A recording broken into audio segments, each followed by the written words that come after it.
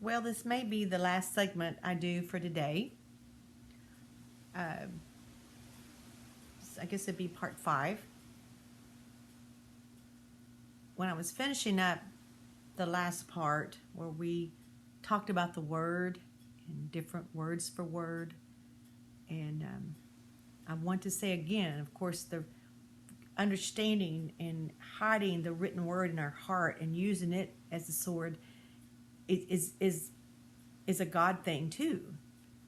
But it's not just the written word that we're living off of today. We also have the privilege of having the Rhema word that God is bringing alive. Not only his written word, he brings it alive, or it becomes like a sword, but he is speaking individually. I want you to listen for that. And if you're hearing stuff that doesn't seem to match up with what you have received as doctrine, it might be time to look a little deeper. And I mentioned a while ago that now we have so many translations of the logos or the Bible that it can get quite confusing. I have an app where I can, look at a scripture, then I can click on a button and it shows me, oh my goodness, probably 15 different translations of that sentence.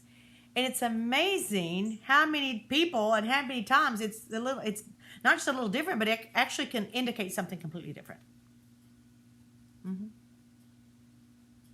And so I want to say this, any translation you're reading other than the original Greek and Hebrew, which I cannot read, I can't pronounce those words. I ain't gonna pretend to. That's all right. I don't have to. I have little devices now, little apps. There's an app that I have it on my phone, I have it on my iPad. It's just amazing.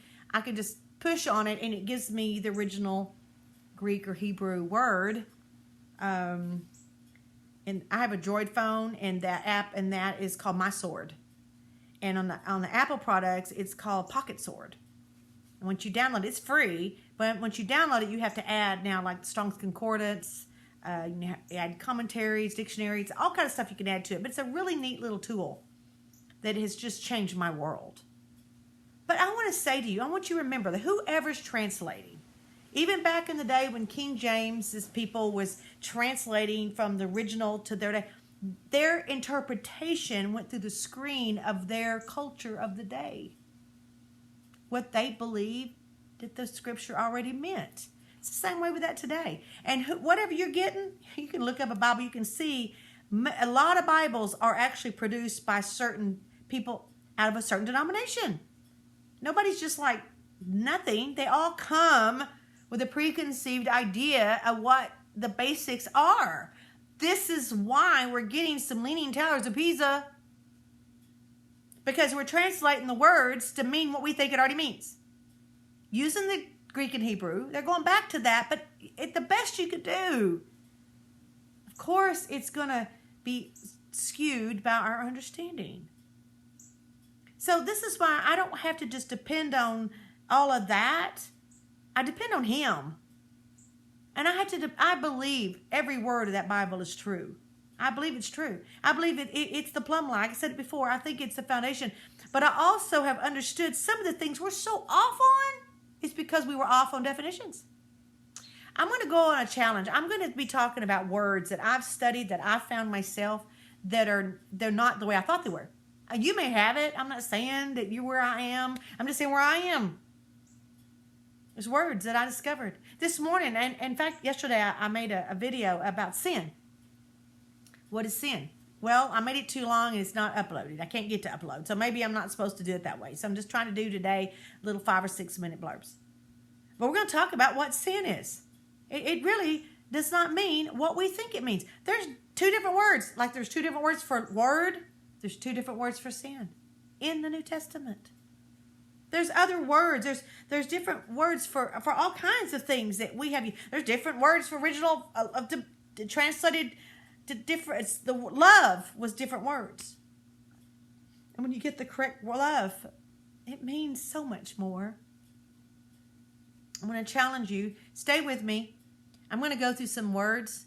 I've worked on the word sin, the word eternity. Oh my goodness, the word hell.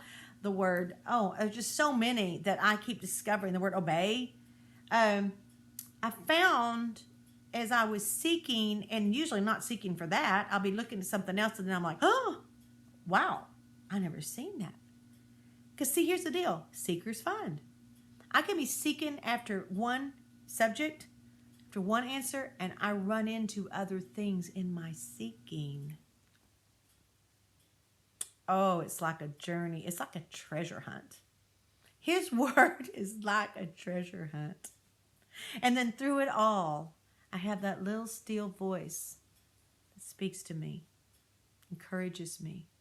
He's with us today, guys, and he's going to straighten us. He's going to straighten some towers up here. As we get some foundational issues straight, everything else is going to go with it. I'm looking forward to spending more time with you at Pam's Perspective. I hope you're enjoying it. I hope you're sharing it with your friends. And this ain't for everybody, but if you discovered me, it might be for you. So thank you for being a part.